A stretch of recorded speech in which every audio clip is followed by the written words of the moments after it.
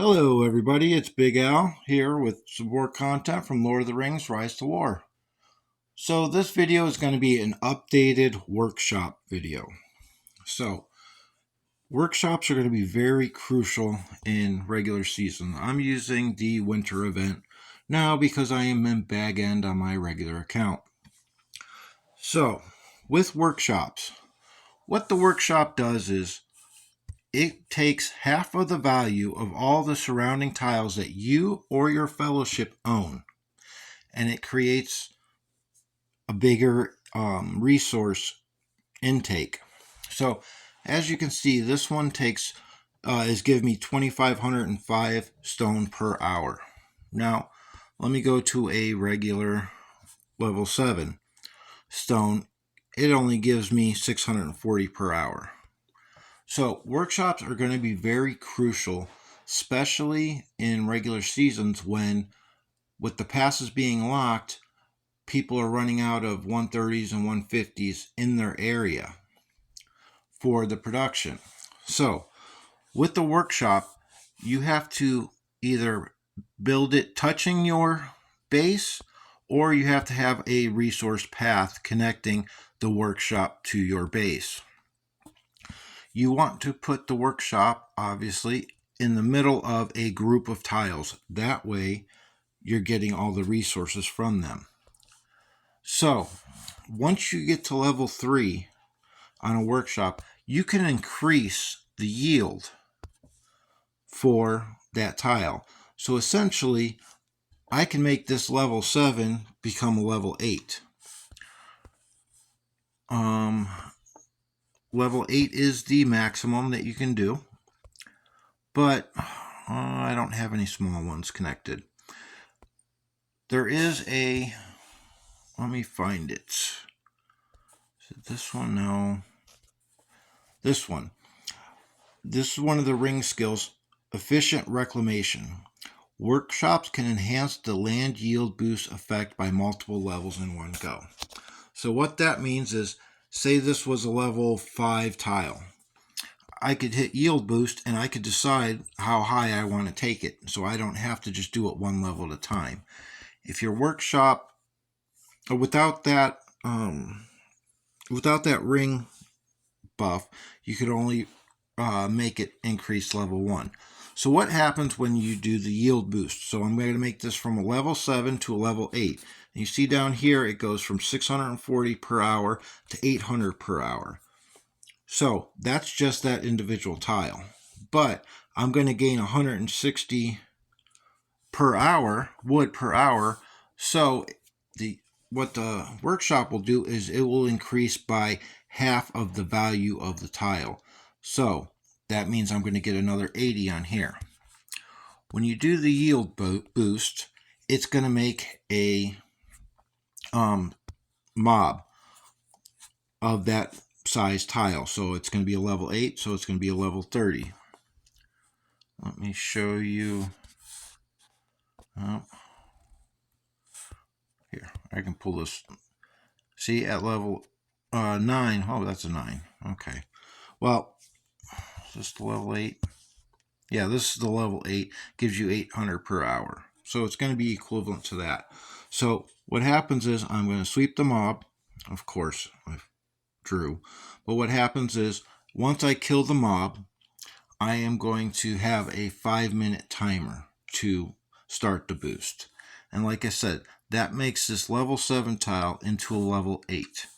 And then on to the workshop, that's going to bump that up to 2,585 stone per hour because I have that set at.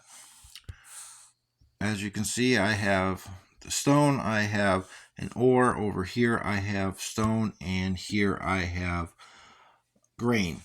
This grain one obviously isn't doing as much because I only have 4 tiles feeding it. But you can also change the type that you want.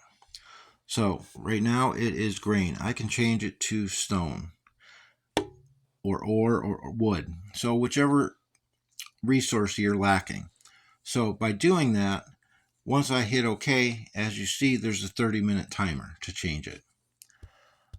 I don't need it right now, to change it right now, because grain is one of the ones that I am lacking on.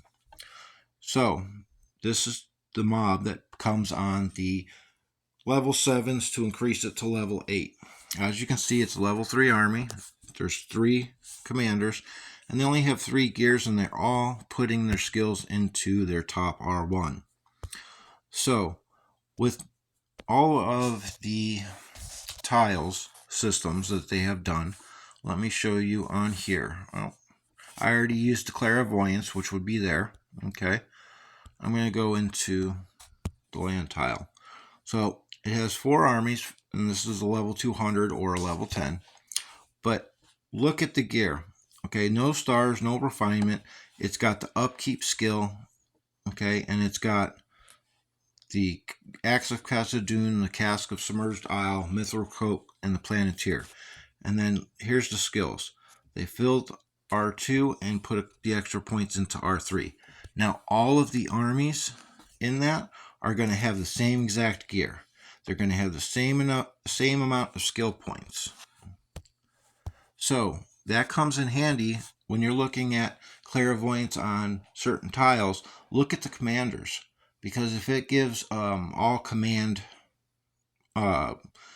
attack on the gear, well, if the commander's like, say, Gandalf the Grey or Gandalf the White, they don't use that. So that means that's going to be a weak army. So also take that into effect when you are looking at tiles and deciding which ones to hit when you are the lower levels. Okay, and like I said, as you see on mine, oh, wrong tab. As you see on mine, I'm still using the level 2 horses, because I have my level 3 tower guards on my other army that I'm using for siege at the moment when we siege the keep. But there's a couple things to think about. Always clairvoyance tiles, especially in the beginning, because it's going to help you so that you lose less troops. And as we all know, in the beginning of the game, that is the goal, to take tiles that you don't lose a lot of troops, because you have to do resource management, because you have to build buildings. And one of the great changes they made a few seasons ago, clairvoyance doesn't cost anything. It just takes 5 seconds to do, and you can only do one at a time. Okay, so what I'm going to show you here is on this tile. See, he's got the Carver and the full helm with fortitude. I go to the other army, Carver and full helm. So those are just a couple tips on when you're taking the tile. I don't need to look at more of those. I'm not going to wait the other 5 minutes after I take the tile, but I'm going to show you what happens. Because I had already explained, after you kill an army, there's a 5-minute timer before the level 7 tile changes to a level 8. Okay, it also changes your affluence up here in the corner, because again, it's a level 8 instead of a level 7. So here we go. We're finishing the draw in just a few seconds.